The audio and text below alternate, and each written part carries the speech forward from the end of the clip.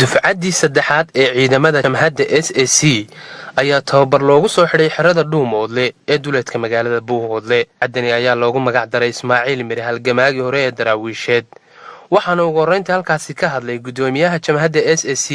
Cabdirashiid Xuseen Cali iyo qaar ka mid ah cuqaasha dufcadda labaad dufcaddii ugu horreysay watii oo maaragtay rag odayaasha ay maaragtay saraakiisha ka dhawaajiyeen waxaan ugu magac darnay dufcadda Kalshaale. waxa weeye maaragtay dokolle ahmiyadii aanu siinayna waxay ahayd waxa weeye maaragtay Kalshaale iyo nawaaxigiisa iyo dagaaladii ka dhacay oo waxa maanta aanu ku fadhino deegaankeena oo dhan waxyaabaha aanu ku fadhino ee nabadgelyada iyo waxa weeye maaragtay aanu ku joogno haddii dadku waxa laga yaabaa marka dagaal ama xabad ama dhimasho ama dhaawac ama barakac inay sharaystaan sharmaysan ahayn oo bisababka aysan shartu u ahayn waxa weeye haddii waxaan filayaa dadkii naga dhintay boqolku waxba weheliyay haddii inta aysan ku tagi lahayn meesha dhici lahayn maanta lama fadhiyeen si yaro ayaro maaragtay ugu soo durdurin lahaa laakiin maanta waxay og yihiin waxa ka soo horeeya way og yihiin way maaragtay oo ugu magac darnay Ismaaciil Mire fawaa'ida ama faa'iidooyinka uu leeyahay ama uu noo leeyahay inaan ugu magac darno waxaa ka mid ah in marka ugu horeysa aanu fahanno halgankeennan inuu ka duwan yahay halgamadii hore inuu ka duwan yahay hadda tusaale ahaan rag odayaasha watay soo qaateen SAC baanu soo marnay SAC khaatuma ku soo xigtay waxa weeye maaragtay meelihii ay ku dambeeyeen waanu garanaynaa qaabkii loo aasaasay ama ay u dhismaysay xataa inay wax badan ka khaldanaayeen baanu arkaynay waxaanu arkaynay waxa weeye maaragtay dad aan ilaahay ku xirnayn dad khamriga cabaya dad waxa weeye maaragtay aan ummad matali karin oo waxa weeye maaragtay qaabkay u shaqeynayaanba aadan garanayn waxa weeye way noo muuqanaysay dad wada dilaaliina inay yihiin inay dad wada dilaaliina ahaayeen way noo muuqanaysay meel aan isku boorinaynaa caawa iyo berri iyo maantaba inaynaan u kala biqin halka aynu marayno aynu hore uga sii soconno sidaas aynu isku ognay annana aanu idinkula shaqeynaynaa ka odayaal ahaan waa la imaan doonaa waa la soo biiri doonaa dadka iminka inta ciidamo waddankeenna joogta haddii aynu meel u wada jahaysanno waad garanaysaan cid waxa inoo fadhii lahaa ama iskeen hortaagi lahaa inayna jirin dawlad weyn mooyaan ninkii la odhan jiray in Cabdulla Xasan maruu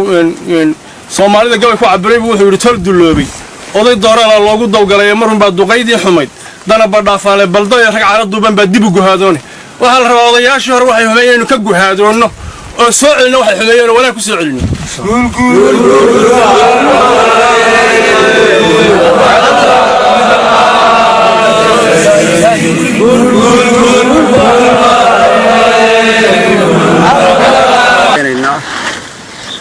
inaanu wax allaale naf iyo maal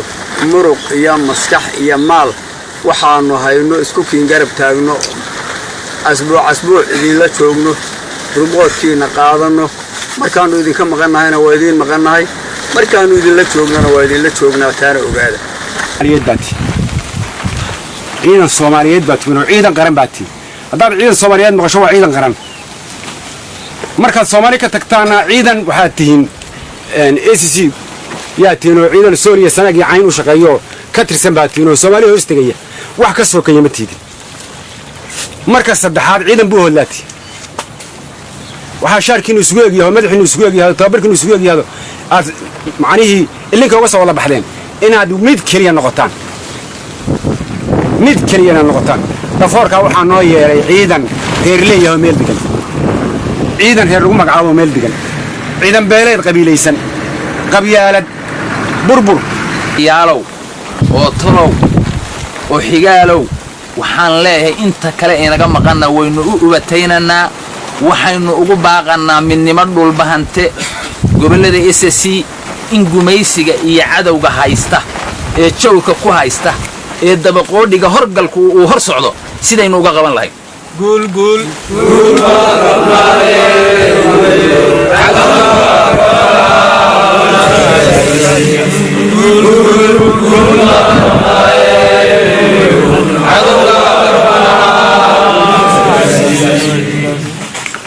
waxaan leeyahay ilmaade rayaalow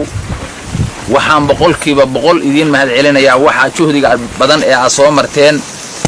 ee aad ku soo dul qaadateen baan aad iyo aad idinka mahad celinaya Cabdiqaadir Jabaan Sumnews TV Buuhoodle.